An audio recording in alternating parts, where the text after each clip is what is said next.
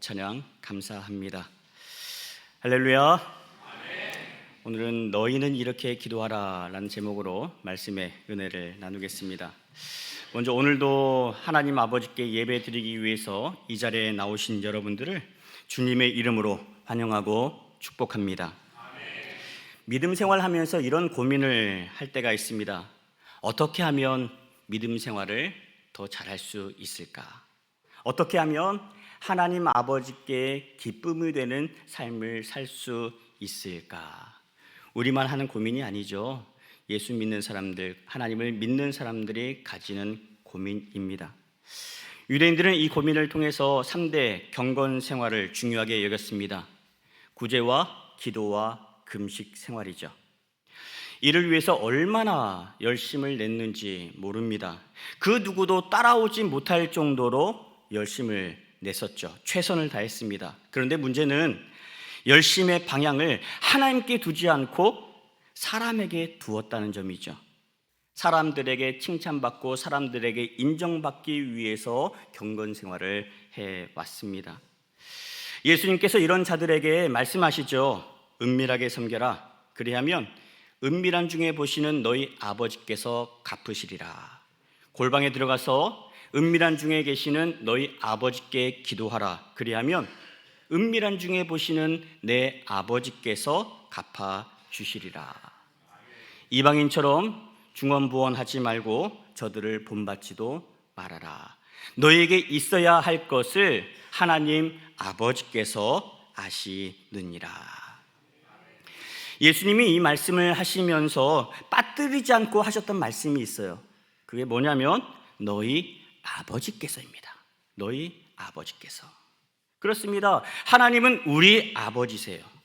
우리의 필요를 아시고 우리를 사랑하시는 인자한 아버지시죠. 그러니 너희 하나님 아버지께 기도하라. 그러면 하나님 아버지께서 들으시고 응답하시리라. 하나님 아버지께서 위로하시고 붙드시고 역사해 주신다라고 가르쳐 주시고 있습니다. 예수님은 늘 기도하셨어요. 공생의 사역을 앞두시고 40일 동안 광야에서 금식하시며 기도하셨습니다. 12제자를 삼으실 때도 산 위에 올라가셔서 밤이 새도록 부르짖어 기도하셨습니다. 예수님은 모든 일을 기도로 준비하셨고요, 기도 가운데 행하셨습니다. 모든 일을 기도로 시작하셨고 기도로 마치셨어요.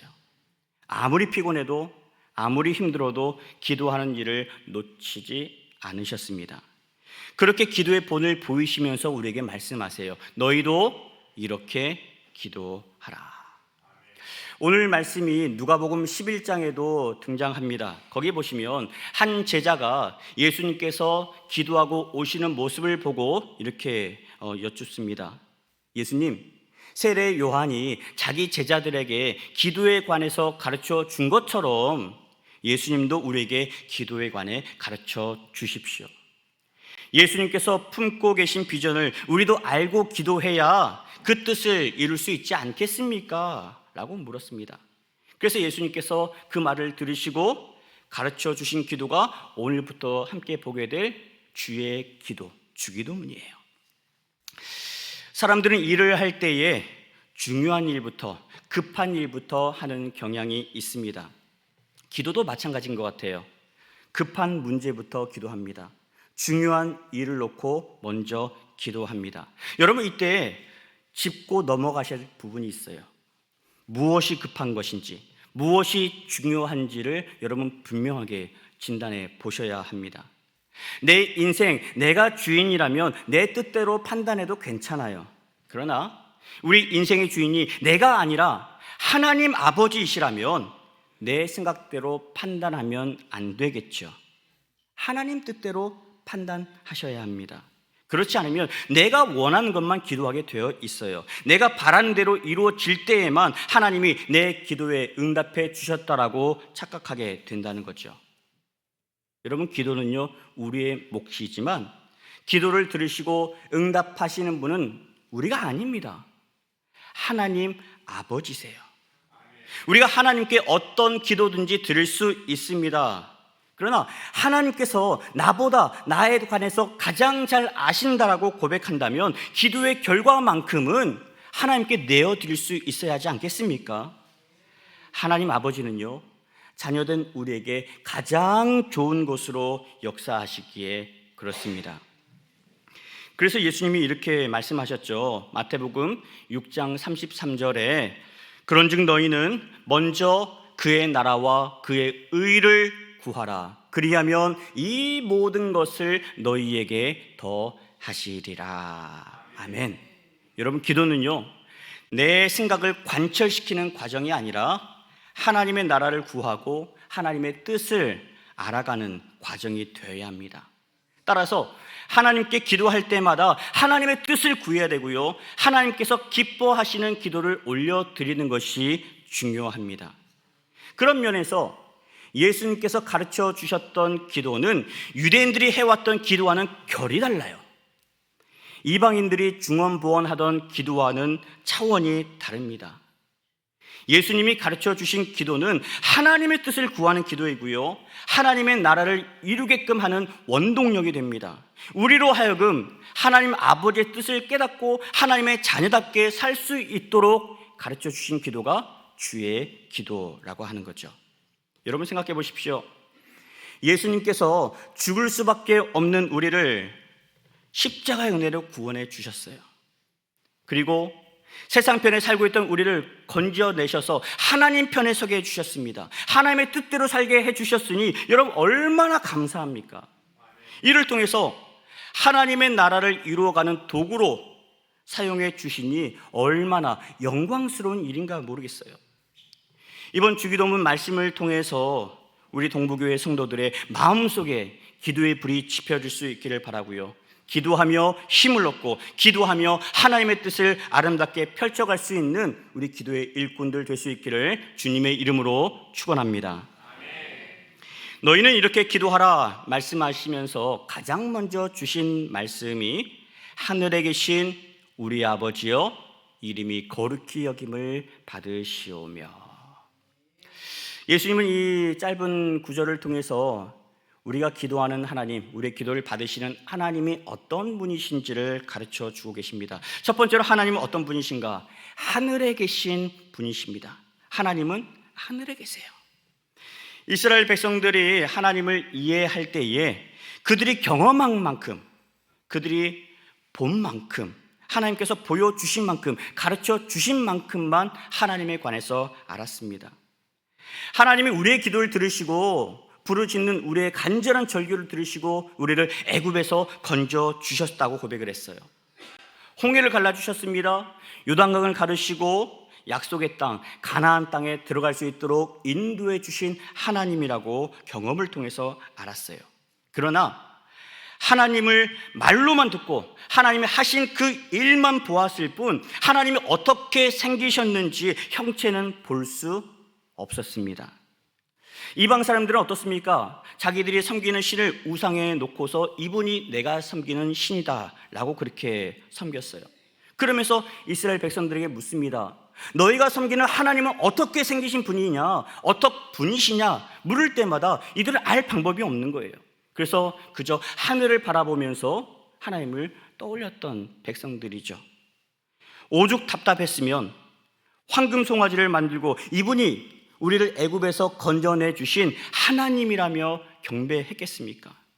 그러나 우리 하나님은 우리가 우상 앞에 엎드리고 하나님은 어떤 형상 안에 가두는 일을 가장 싫어하시죠. 따라서 우리가 하나님께 기도할 때마다 하나님이 어떤 분이신지를 우리가 정확하게 알고 기도해야 합니다.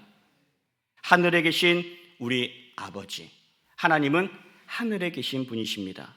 여기서 말하는 하늘은 우리가 고개를 들고 바라보는 저 창공, 하늘, 스카이가 아닙니다. 예수님이 말씀하신 하늘은 하나님께서 계신 곳이에요. 하나님의 통치가 펼쳐지고 있는 장소입니다. 영어로는 heaven 되어 있죠. 천국을 의미해요. 따라서 하나님께서 하늘에 계시다는 말씀은 땅에 있는 우리와는 다르게 시간과 공간을 초월해 계시다는 의미입니다. 하나님은 어떤 특정한 공간에만 계신 분이 아니세요. 하나님은 오늘 예배하는 이 자리에 함께 하십니다. 그러나 하나님은 지금도 지구 반대편에도 동일하게 계시는 분이세요. 하나님은 지금도 우주 저 끝에도 동일하게 역사하시는 하나님이십니다.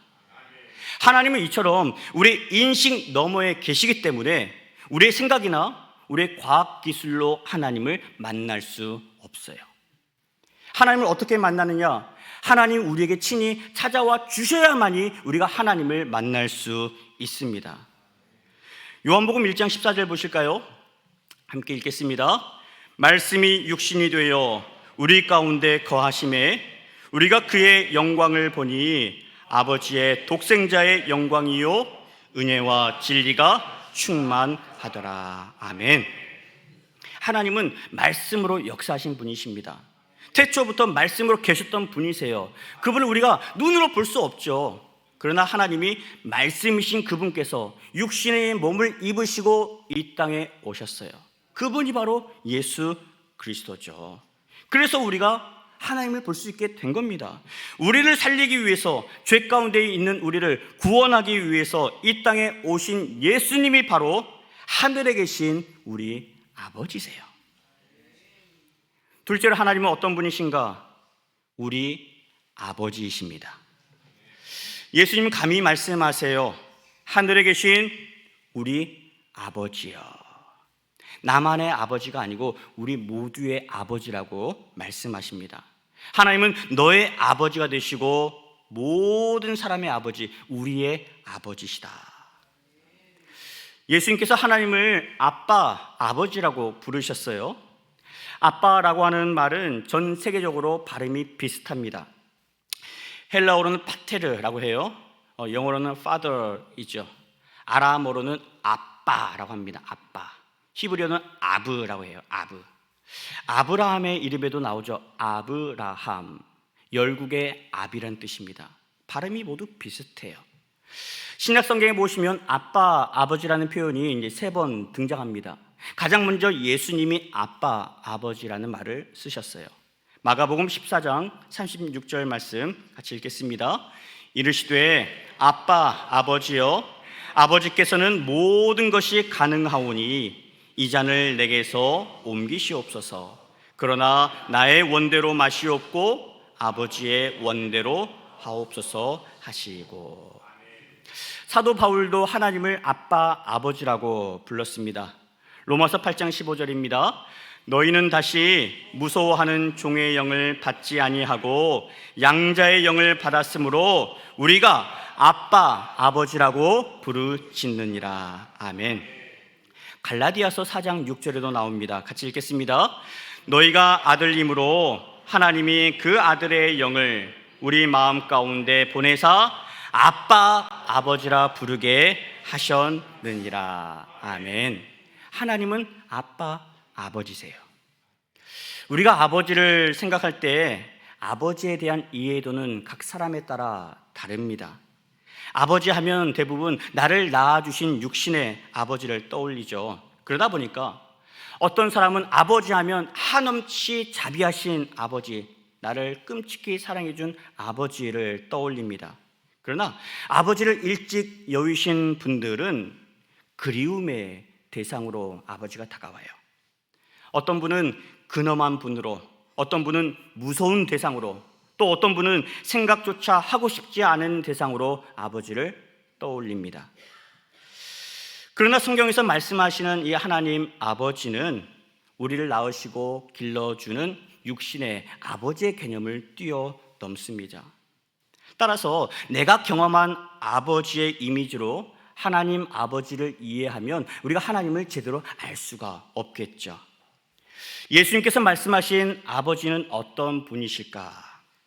누가복음 15장에 가보시면 잃은 아들을 되찾은 아버지의 이야기를 보게 됩니다.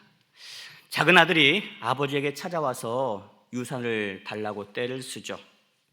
유산은 아버지가 돌아가실 때 자식에게 물려주는 법입니다. 그런데 이 아들은 아버지가 버젓이 건재하신데도 불구하고 유산을 먼저 달라고 찾아왔어요. 한마디로 막대먹은 자식인 거죠. 그러나 아버지는 아무 말 없이 자식의 청을 들어줍니다. 재산을 뚝 떼어서 아들에게 줍니다. 아들은 그 유산 가지고 아버지를 떠나가죠.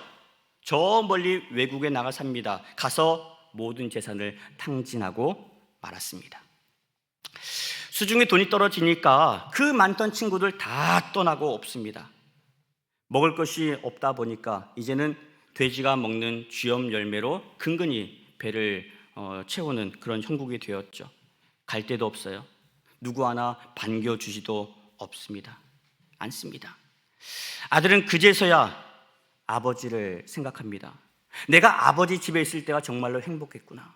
아버지가 나를 끔찍히도 사랑해 주셨는데, 내가 무슨 일을 하든지 아버지는 다 용서해 주시고 품어주시고 안아주시고 나를 격려해 주셨는데, 내가 돌아갈 곳은 아버지 품밖에 없구나. 이제 내가 다시 아버지에게로 돌아가리라. 그리고는 아버지에게로 돌아갑니다. 아버지는 집 나간 자식이 나간 날부터 그 어떤 일도 손에 잡히지 않았습니다. 머릿속에는 온통 집 나간 자식 생각뿐이었어요. 이 녀석이 밖에 나가서 밥을 먹고 있는지, 어디 가서 죽지는 않았는지 노심초사했습니다. 매일 아침같이 동구 밖에 나가서 집 나간 자식이 돌아오기만을 손꼽아 기다려 왔었죠. 그러다 어느 날 자식이 돌아왔습니다. 냄새나고 초라한 거지 몰골로 돌아왔지만 아버지는 한 걸음에 달려가서 자식을 끌어안고 입을 맞춥니다. 그리고 집에 데리고 와서 깨끗이 씻기고 좋은 옷을 입히고 반지에 가락지를 다시 끼워주는 거죠. 다시 자식의 모습으로 받아준 거예요. 그리고는 살찐 송아지를 잡아서 성대한 잔치를 벌였습니다. 여러분, 아버지가 집 나간 자식에게 이와 같이 대한 이유가 뭐겠습니까? 자식은 아버지 싫다면서 아버지 유산을 받아서 아버지를 떠나버렸어요. 그러나 아버지는 그 자식을 미워하지 않으셨습니다. 아버지는 끝까지 자식을 사랑했어요. 그래도 내 새끼니까, 내 자식이니까, 내가 품어야 될 내 자식이기 때문에. 아버지는 자식이 돈을 다 잃어버렸지만 살아 돌아온 것만으로도 너무나 기뻤던 거예요.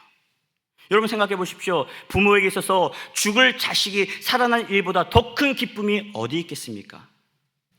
우리는 이 이야기를 흔히 방탕한 자식이 돌아왔다 해서 탕자의 비유 이야기로 우리가 이해하곤 합니다. 그런데 예수님이 말씀하신 이 이야기의 핵심은 집 나간 자식에게 있지 않습니다. 아버지의 마음이 더 중요한 거예요. 아버지는 끝까지 자식을 기다렸고 끝까지 자식을 품에 안고 기다려 주었습니다. 버릇없는 자식이었지만, 막대 먹은 자식이었지만 끝까지 자식을 사랑해 주신 하나님 아버지의 사랑을 표현하고 싶어서 이 이야기를 해 주신 거죠. 그게 우리 아버지 하나님이에요. 예수님께서 그 하나님을 나의 아버지, 아빠, 아버지라고 부르셨고 그 하나님을 우리에게도 아빠, 아버지라고 부르게 해 주셨습니다. 그런데 유대인들은 하나님을 아빠, 아버지로 부르지 않았습니다. 왜냐하면 사람에게 부여하는 호칭을 거룩하신 하나님에게 적용할 수 없다는 이유에서죠.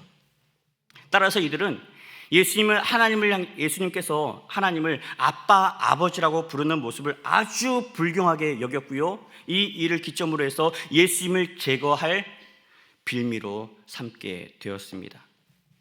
그럼에도 불구하고 우리 예수님은 하나님을 아빠, 아버지라고 부르셨고요, 우리에게도 하나님을 아빠, 아버지로 부르게 하셨어요. 여러분, 그래서 우리가 기도할 때마다 나는 하나님의 자녀라는 분명한 정체성을 가지고 여러분 당당하게 기도하실 수 있기를 바랍니다. 하나님이 누구예요? 나의 아빠, 아버지신 거예요. 저와 여러분 누굽니까? 하나님의 사랑하는 거룩한 자식들인 거죠. 하나님은 어떤 분이신가? 세 번째로 거룩한 이름을 가지고 계신 분이십니다. 구약에서 하나님을 엘로힘 그리고 야훼라고 하는 그런 호칭으로 자주 부릅니다. 엘로힘은 전능하신 하나님이라는 뜻인데 구약 성경에 약 2500회 정도 등장합니다. 그리고 야훼라고 하는 이름은 스스로 있는 자라는 뜻이에요. 구약 성경에 약 6,700가량 획가량 등장하고 있습니다.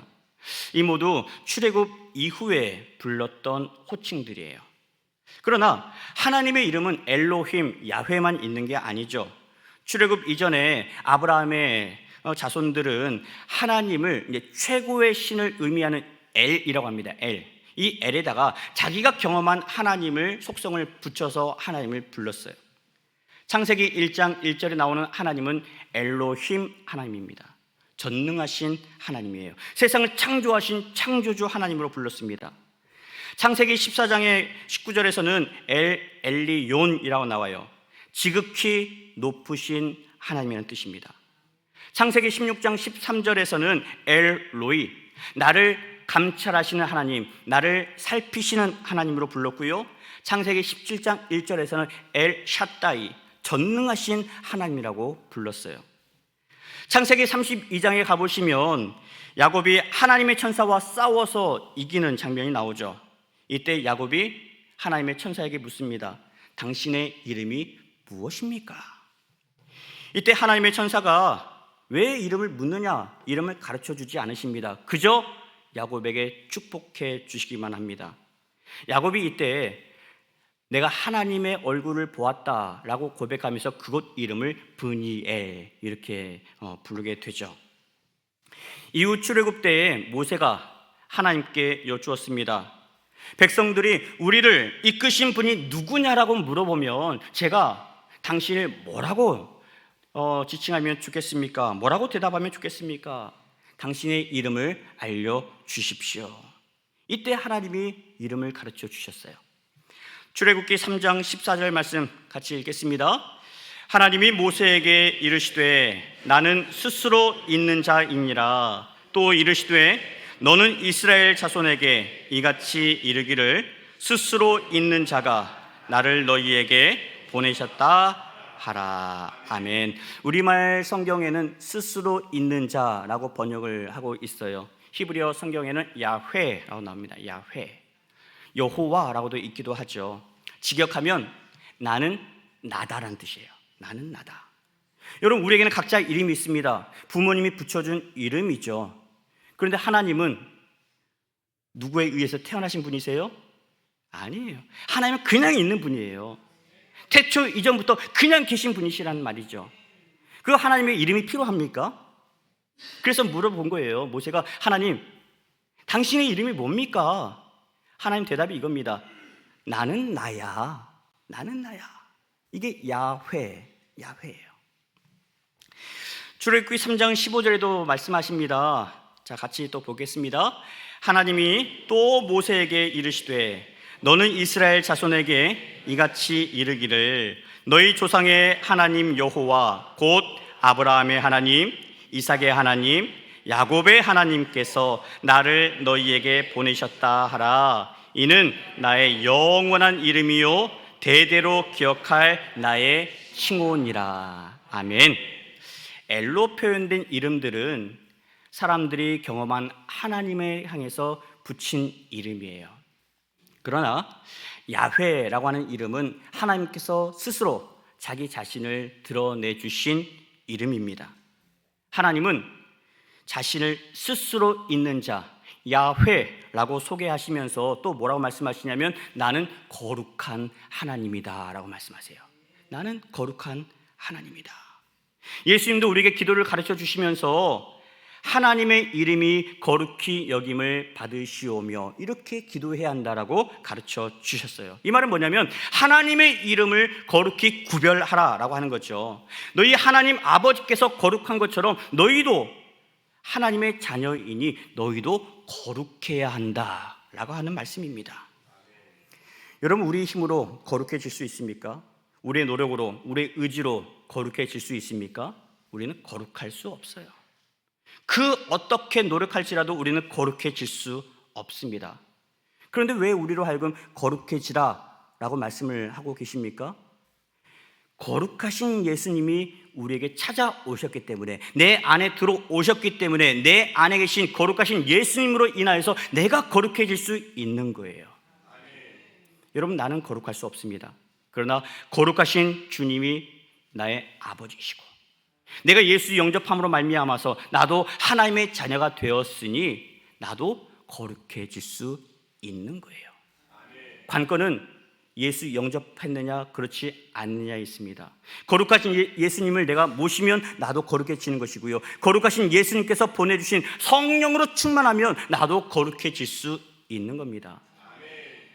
내 안에 성령으로 채워지지 않고 내 생각으로 점철되어 있다 한다면 우리는 거룩해질 수 없는 거예요. 그래서 끊임없이 말씀하십니다. 성령으로 충만하라, 성령으로 충만하라, 말씀으로 충만하라, 예수와 동행하라 라고 말씀하고 계시는 거죠. 우리가 내 안에 예수님을 모실 때 우리 모두 거룩한 존재가 되고요, 하나님의 거룩한 자녀된 우리를 통하여서 하나님께서 일하실 줄 믿습니다. 말씀을 정리합니다. 하늘에 계신 우리 아버지께서, 말씀이신 하나님께서 인간의 몸을 입으시고 예수 그리스도의 모습으로 우리에게 찾아오셨습니다. 그리고 예수 그리스도를 영접하고 예수 그리스도의 십자가를 의지하는 자마다 하나님의 자녀로 삼아 주셨습니다. 나만의 아버지가 아니라 예수를 영접하는 자마다 너의 아버지다, 우리 아버지다 라고 말씀해 주셨고, 우리로 하여금 이분이 너의 하나님 아버지이시니 하나님 아버지께 아버지라고, 아빠 아버지라고 부르도록 우리를 인도해 주셨습니다. 여러분, 이번 한 주 살아가시면서 우리는 하나님의 자녀입니다. 하나님 우리의 거룩하신 아버지이십니다. 그러니 우리가 살아가는 모든 삶의 자리에서 거룩하신 하나님의 은혜를 드러내며 살아갈 수 있는 우리 동부교회 모든 성도 될 수 있기를 예수 그리스도의 이름으로 간절히 축원합니다. 이 시간 우리 주신 말씀을 기억하시면서 하나님 아버지의 사랑을 함께 찬양으로 고백해 보고 싶습니다. 아버지 사랑 내가 노래해. 함께 찬양하겠습니다.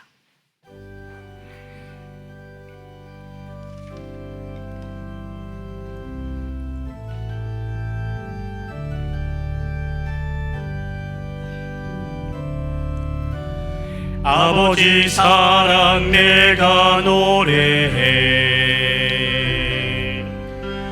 아버지 은혜 내가 노래해. 그 사랑 변함없으신, 거짓 없으신 성실하신 그 사랑, 상한 갈 때 꺾지 않으시는, 아멘. 꺼져가는 등불 끄지 않는 그 사랑, 변함없으신, 거짓 없으신 성실하신 그 사랑,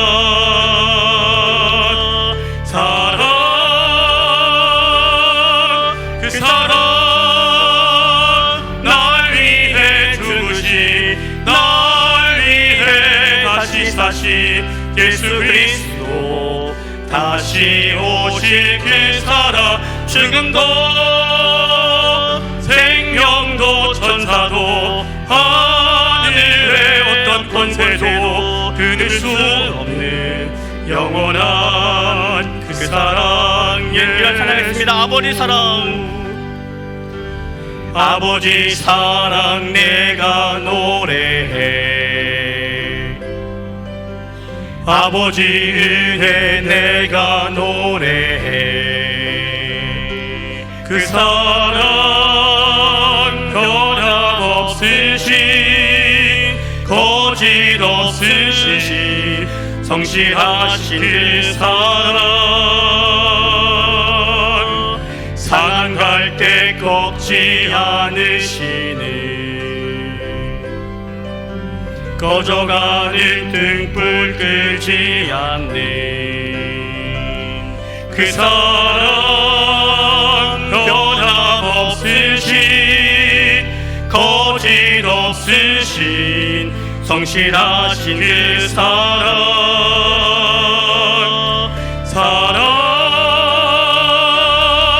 그 사랑 날 위해 죽으신, 날 위해 다시 사신 예수 그리스도, 다시 오실 그 사랑, 죽음도 생명도 천사도 하늘의 어떤 권세도 끊을 수 없는 영원한 그 사랑, 그 사랑, 그 사랑.